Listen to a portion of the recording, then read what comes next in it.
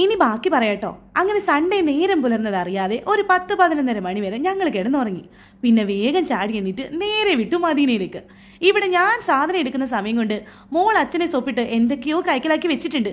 അതിനെ പറ്റിയുള്ള വർണ്ണനകൾ നടക്കുന്നുണ്ട് കേട്ടോ. പിന്നെ വീട്ടിൽ വന്ന് നേരെ ഞങ്ങളിത് പരീക്ഷിക്കാൻ തുടങ്ങി കേട്ടോ. ഇതൊരു ക്യാപ്സ്യൂൾ രൂപത്തിലുള്ളതാണ്. ഇത് ബിക്കം ടോയ് ആവുമെന്നാണ് ഇവർ പറയുന്നത്. ടോയ്സ് അല്ല, എന്തോ സംതിങ്.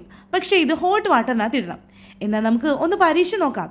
കാത്തൂട്ടിനെ ഓരോന്നിനെ പറ്റി നല്ലൊരു വിശദമായിട്ട് എക്സ്പ്ലെയിൻ ചെയ്യുന്നുണ്ട്. പക്ഷെ അത് മൊത്തം ഇതിനകത്ത് കാണിക്കാൻ പറ്റാത്തതുകൊണ്ട് ഞാൻ തന്നെ അങ്ങ് പറയുകയാണ് കേട്ടോ. ഇനി നമുക്കിത് ഹോട്ട് വാട്ടറിൽ ഇട്ട് നോക്കാം.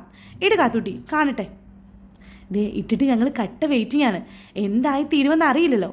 പക്ഷെ കുറേ ഫോട്ടോസൊക്കെ ബാക്കിൽ കൊടുത്തിരിക്കുന്നതുകൊണ്ട് എന്തൊക്കെയോ നമുക്കൊരു ഐഡിയ ഉണ്ട്. ഇനി വെയിറ്റ് ചെയ്യുക തന്നെ. കുറേ സമയം എടുത്തു കേട്ടോ ഇതിങ്ങനെ ആയി വരാൻ. കാത്തിരുന്ന് കണ്ണ് കഴിച്ചു ഫസ്റ്റിലെത്തി ഒന്നാവാൻ. എന്തോ അബദ്ധം പറ്റിയെന്ന് പറഞ്ഞ് ഞാൻ എന്തൊക്കെയോ കാത്തുട്ടി പറയുന്നുണ്ടായിരുന്നു. വെറുതെ പൈസ കളഞ്ഞു എന്ന്. എന്തോ 5 പോയിന്റ് സംതിങ് ആയിട്ടോ ഇതിന്. പൈസ പോയി എന്ന് പറഞ്ഞ് ഞാൻ എന്തൊക്കെയോ കാത്തുട്ടി അച്ഛനെയും പറയുന്നുണ്ടായിരുന്നു. എൻ്റെ പെർമിഷൻ ഇല്ലാതെ അച്ഛനും മോളും പോയി കണ്ട കടച്ചാതികളൊക്കെ എടുത്തു എന്ന് പറഞ്ഞ്. ആദ്യത്തേത് കുളമായി പോയെങ്കിലും പക്ഷെ കുളമായിന്ന് കാത്തുട്ടി സമ്മതിക്കാൻ ഒട്ടും തയ്യാറല്ല. ഭയങ്കര എക്സൈറ്റഡ് ആണ്. എന്തൊക്കെയോ ആയി തീർന്നിട്ടൊക്കെ ഉണ്ട് കേട്ടോ. എന്നാൽ രണ്ടാമത്തേത്, അതിലാണ് എൻ്റെ മനസ്സിനൊരു അല്പമെങ്കിലും സന്തോഷം ഉണ്ടായത്. ദേ നോക്കിയേ, ഇത് കണ്ടിട്ട് എന്താ നിങ്ങൾക്ക് മനസ്സിലായോ? എന്തായാലും കാത്തോട്ടി എന്തൊക്കെയോ മനസ്സിലായി എന്നുള്ള ഭാവത്തിലാണ് കേട്ടോ നിൽക്കുന്നത്. ഇത് വെറും തെർമോക്കോളാണ്, കളേർഡ് തെർമോക്കോള്. പ്രത്യേകിച്ച് ഒരു ഗുണം എനിക്കുള്ളതായിട്ട് തോന്നിയില്ല.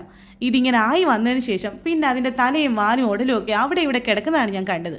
പിന്നെ ഞാൻ ദേഷ്യപ്പെട്ടതിൻ്റെ പേരിൽ മാത്രം അതെടുത്തുകൊണ്ട് പോയി ഒരു ഗ്ലാസ്സിനകത്താക്കി ഇപ്പോഴും സൂക്ഷിച്ചു വെച്ചിട്ടുണ്ട്.